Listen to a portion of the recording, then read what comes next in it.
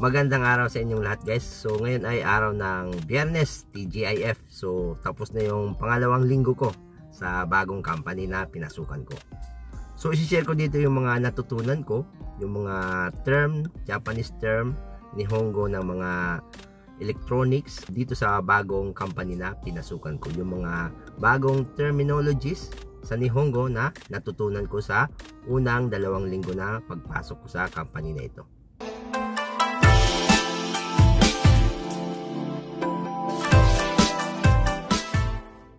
Okay guys, kung bago lang po kayo dito sa channel ko, ako po si Leo, isang OFW dito sa Japan.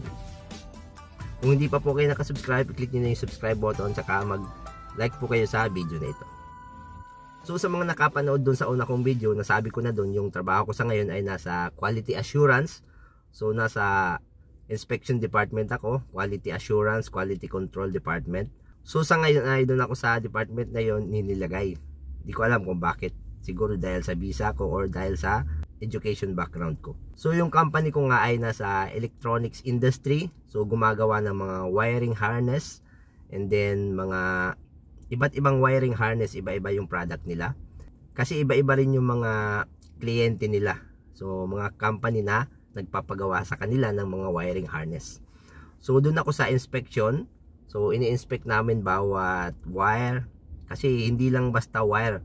So maraming wire yan. So hindi lang iisang wire, maraming wire.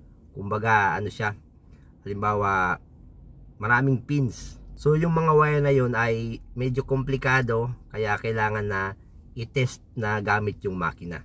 So dun sa company na yun ay mayroong mga ginagamit na mga jigs pang-inspect, pang-kinsa or pang-inspect na mga jigs na tinatawag, and then nakakabit sila sa computer. Kasi bawat ini-inspect ay nakalagay doon yung data. Bawat in-inspect na product nakalagay doon sa computer yung data. Mare-record sa computer yung mga data. So kaya computer, and then mga jigs, and then yung product pinagkakabit-kabit namin para ma-inspect yung bawat product. So sa video na ito ay isi-share ko din yung mga bagong terminologies, electronics terminologies, or mga engineering terminologies na rin. I-share ko sa inyo sa video na to. So panoorin nyo po yung mga susunod na mga Nihongo, mga kanji, para matuto rin kayo and matuto tayo ng Nihongo tsaka kanji. So ito na yung mga natutunan ko ng mga terminologies, especially dito sa electronics na pinasukan ko, electronics company na pinasukan ko.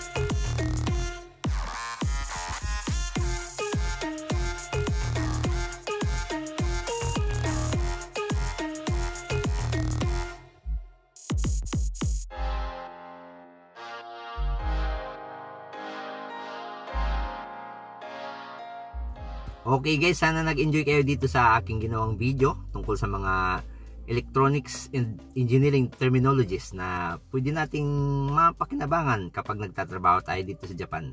So bilang isang empleyado dito sa Japan na nagtatrabaho sa isang electronics company, so ito yung mga magagamit natin na mga electronics terminology. So kaya naisip kong i-share itong mga vocabularies na to, mga vocabs, mga tango, mga words na Japanese na pwede nating magamit kapag nagtatrabaho tayo sa isang electronics company dito sa Japan.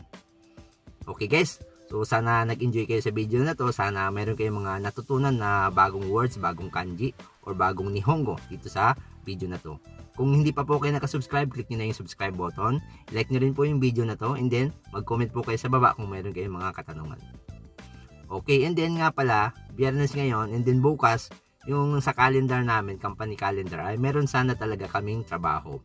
So, kaya nga lang, hima, or kumbaga hindi gaanong busy ngayong time ngayon, kaya bukas, yung ibang department ay walang pasok. So, Yasumi. So, kasama ko sa walang pasok bukas. Pero sabi nung Butcho or yung supervisor ko na kausapin niya daw yung Shacho or yung president ng company kung mabibigyan na daw ako ng 60%. Kasi sabi nila dito daw sa company na to ay kapag nasa company calendar ay may pasok and then inutos ng company na wag na munang pumasok, pwede daw kami makatanggap ng 60% ng sahod namin for that day kahit hindi kami pumasok. Na araw ng pasok tapos absent kami, pero makakatanggap daw kami ng 60% ng sahod namin. So, di na masama. Kahit di ka nagtrabaho, pero oras ng trabaho, pero mayroon kang 60% na matatanggap kahit hindi ka pumasok. Kasi absent ka nga. So, pwede na yun. Pero kung mayroon namang UQ, pwede rin naman daw na gamitin yung UQ. Okay guys, sana ay mayroon kayong natutunan sa panibagong video na to. Salamat sa panonood. Hanggang sa muli. Bye bye.